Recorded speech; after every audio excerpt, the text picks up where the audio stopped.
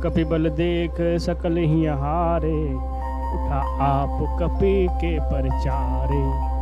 कहत चरण कहे बाल कुमारा, मम पद गहे न तोर उबारा। अंगद का बल देखकर सब हृदय में हार गए। तब अंगद के ललकारने पर रावण स्वयं उठा। जब वह अंगद का चरण पकड़ने लगा तब बाल कुमार अंगद ने कहा, मेरा चरण पकड़ने से तेरा बचाव नहीं होगा। गहसिन राम चरण सठ जाई, सुनत फिरा मने अति सकुचाई।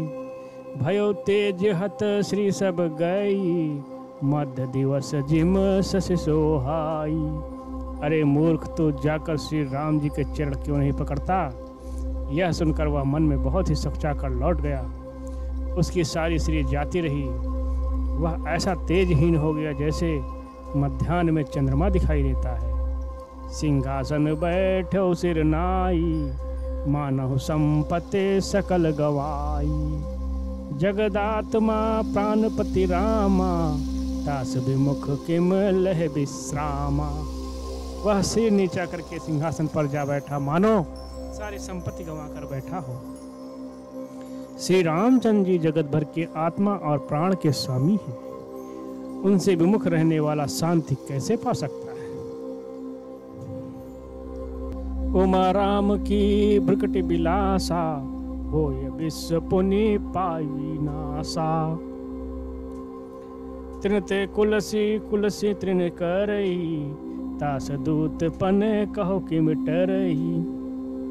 शिव जी कहते हैं कि हे उमा, जिन श्री रामचंद्र जी की भू विलास भवों के इशारे से विश्व उत्पन्न होता है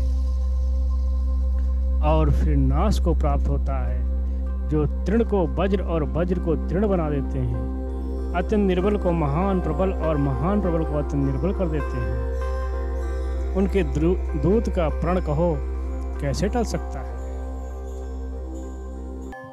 पुनि कप कही नीत विधि नाना, मानना ताहि काल नियराना।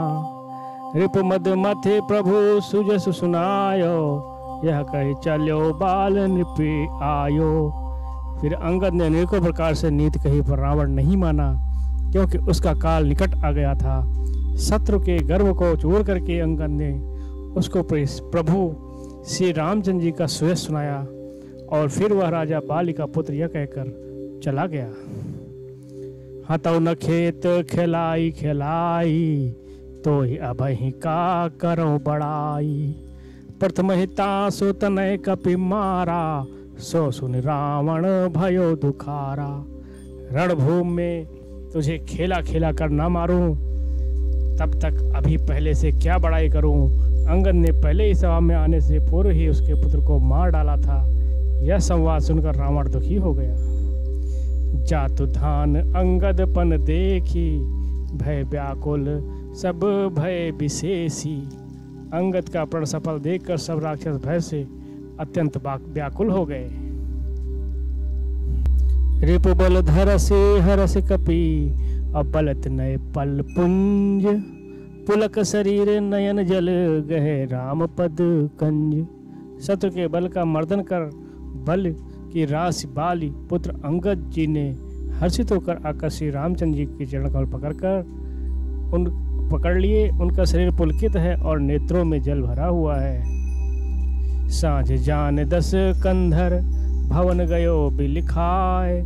मंदोदरी राव नहीं, अब बहुर कहा समुझाए। संध्या हो गई जानकर 10 ग्रीव बिलखता हुआ उदास होकर महल में गया। मंदोदरी ने रावण को समझाकर फिर कहा, कंत समझ मन तजह कुमत ही, सोन समर तुम ही रघुपत ही। रामानुज लघु रेख खचाई, सोई नहीं नाघ्यो असिस मनुसाई। हे कांत, मन में समझाकर समझकर विचार कर कुबुद्धि को छोड़ दो। आपसे और श्री रघुनाथ जी से युद्ध शोभा नहीं देता।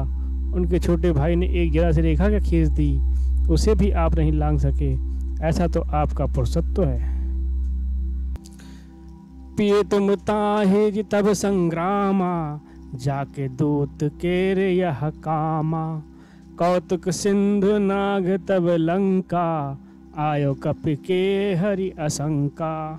हे प्रियतम, आप उन्हें संग्राम में जीत पाएंगे जिनके दूत का ऐसा काम है। खेल से ही समुद्र दान कर वह बानरों में सिंह हनुमान आपकी लंका में निर्भय चला आया। रखवारे हते विपिन उजारा, देखते तो ही अच्छे ते ही मारा। जाल सकलपुर कीन्ह से छारा, कहाँ रहा बल्व गर्व तुम्हारा। रखवालों को मारकर उसने अशोक वाटिका उजाड़ डाला। आपके देखते देखते उसने अक्षय कुमार को मार डाला और संपूर्ण नगर को जलाकर राख कर दिया। उस समय आपके बल का गर्व कहाँ चला गया था। अब पते मिर्सा गाल जन मारहूँ, मोर कहा कछु हृदय विचारहूँ।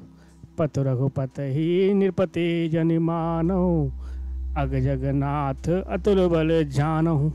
हे स्वामी, व्यर्थ गाल ना मारिए, डींगे ना हाँकिए, मेरे कहने पर कुछ हृदय विचार कीजिए। हे पति, आप श्री रघुपति को राजा मत समझिए, बल्कि अग जगन्नाथ चराचर के स्वामी और अतुलनीय बलवान जानिए। बानु प्रताप जान मारीचा, तासु कहा नहीं मानहि नीचा। जनक सभा अगणित भूपाला, रहें तुमो बल अतुल विशाला। श्री राम जी के बाण का प्रताप तो नीच मारीच भी नहीं जानता था, परंतु आपने उसका कहना भी नहीं माना। जनक की सभा में अगणित राजागण थे, वहाँ विशाल और अतुलनीय बल वाले आप भी थे। भंज धनुष जान की बियाही, तब संग्राम जीत्यो किन ताही। सुरपद सुध जाने बल थोरा, राखा जियति आंखें गही फोरा। वहाँ शिव जी का धनुष तोड़कर श्री राम जी ने जानकी को ब्याहा, तब आपने उनको संग्राम में क्यों नहीं जीता। इंद्रपुत्र जयंत उनके बल को कुछ कुछ जानता है। श्री राम जी ने पकड़कर केवल उसकी आँख ही फोड़ दी और उसे जीवित ही छोड़ दिया। शोभनखा कै गति तुम देखी, तदप हृदय नहीं लाज विशेषी। शोभनखा की दशा तो आपने देखी ली, तो भी मैं आपके हृदय में उनसे लड़ने की बात सोचते विशेष कुछ भी लज्जा नहीं आती। वध विराध खर दूस नहीं, लीला हत्यो का बंध। बाल एक सर मार्यो, अब ते ही जानहु 10 कंध। जिन्होंने विराट और खरदूषण को मारकर लीला से ही कबंध को भी मार डाला, और जिन्होंने बाल को एक ही बाण से मार डाला 10 कंध, आप उनके महत्व को समझिए।